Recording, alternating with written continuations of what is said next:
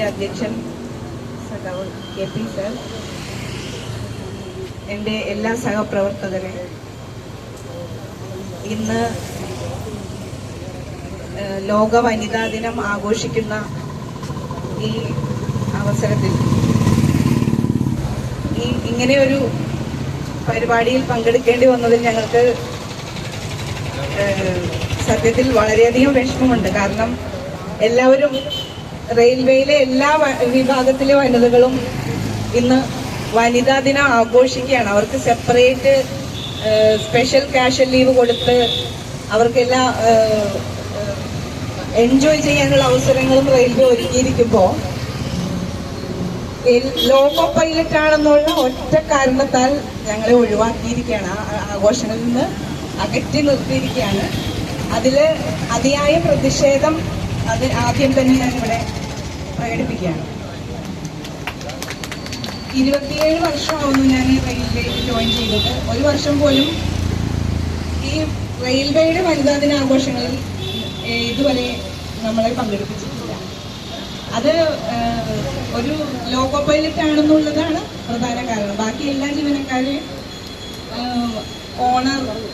Honouring നൽകി അന്നത്തെ ദിവസം അവർ എൻജോയ് ചെയ്യുമ്പോൾ നമ്മൾ വണ്ടി ഓടിക്കുകയാണ്. ഇത് വളരെയധികം നമുക്കൊരു എന്താണ് നമ്മളെ തരം താഴ്ത്തി കാണുന്ന അതിയായ പ്രതിഷേധം ഇന്ന് രേഖപ്പെടുത്തുക. നമ്മൾ ഇന്ന് ഈ വനിതാ മുന്നേറ്റം എല്ലാ തലങ്ങളിലും വനിതാ മുന്നേറ്റം ഉണ്ട്. റെയിൽവേയിലും എല്ലാ ഡിപ്പാർട്ട്മെന്റുകളിലും വനിതകളുടെ ഭൂരിഭാഗവും വനിതകളായി കഴിഞ്ഞു.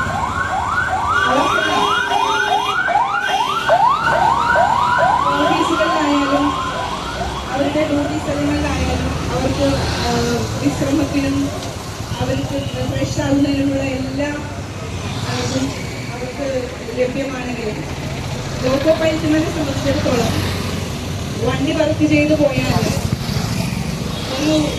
അവരുടെ പ്രാഥമിക ആവശ്യം നിർവഹിക്കാനുള്ള ഫെസിലിറ്റികൾ പോലും ഇത്രയും വർഷമായിട്ടും ഒന്ന് അറേഞ്ച് ചെയ്യാൻ റെയിൽവേക്കായിട്ടില്ല.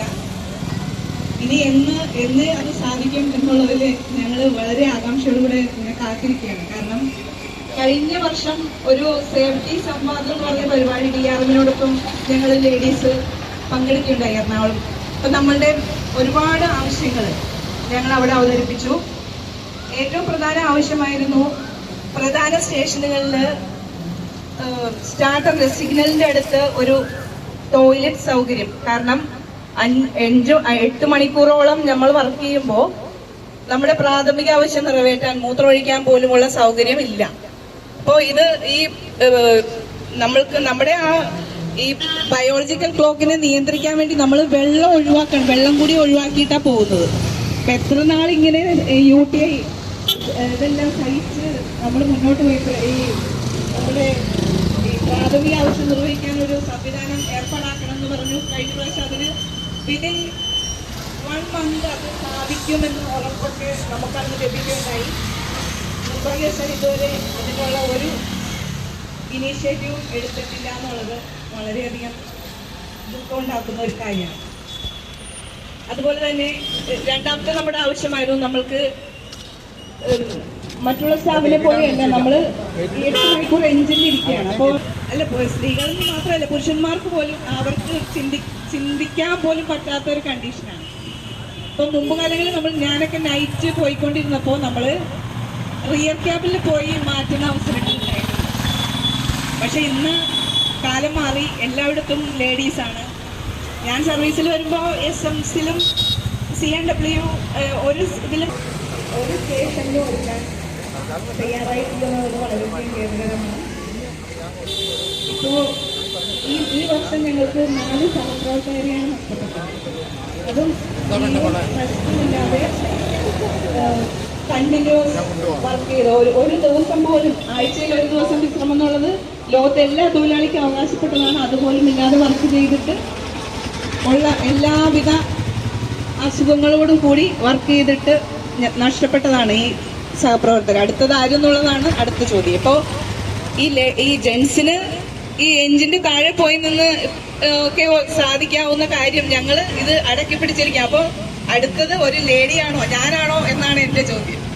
അടുത്ത ഇര അത് ഇതിന് എന്ന് ഇനി പരിഹാരം ഉണ്ടാവും എന്നുള്ളത് നമ്മൾ ഉറ്റുനോക്കിക്കൊണ്ടിരിക്കുകയാണ്. ഈ വനിതാ ദിനത്തിൽ അതിനുള്ള ശക്തിയായ പ്രതിഷേധം പ്രകടിപ്പിക്കാൻ വേണ്ടിയാണ് ഞങ്ങൾ ഇവിടെ വന്നിരിക്കുന്നത്. അതും ഓരോരുത്തരും നൈറ്റും ഒക്കെ കഴിഞ്ഞിട്ട് റെസ്റ്റ് എടുക്കാതെയൊക്കെയാണ് ഇവിടെ വന്ന് ചേർന്നിരിക്കുന്നത്. അതുകൂടാതെ ഇപ്പൊ കഴിഞ്ഞ ദിവസം നമ്മുടെ ഒരു അനിയനെ നഷ്ടപ്പെട്ടു. അദ്ദേഹത്തിന്റെ ആ ബോഡി ഒന്ന് പൊതുദർശനത്തിന് വെക്കാൻ നമ്മുടെ സഹപ്രവർത്തകർക്ക് ഒന്ന് കാണാനുള്ള അവസരം പോലും ലഭിച്ചില്ല എന്നുള്ളതാണ്. നമുക്കൊന്ന് പോയി കാണാനുള്ള അവസരം ഉണ്ടായില്ല. അത് ഓഫീസിലേക്ക് കൊണ്ടുവരുന്നതിന് മുന്നേ വേറെ ഏതോ ഒരു ഡൈവേർട്ടർ റൂട്ടിലൂടെയൊക്കെ കൊണ്ടുപോയി അത് മറവ് ചെയ്തു എന്ന്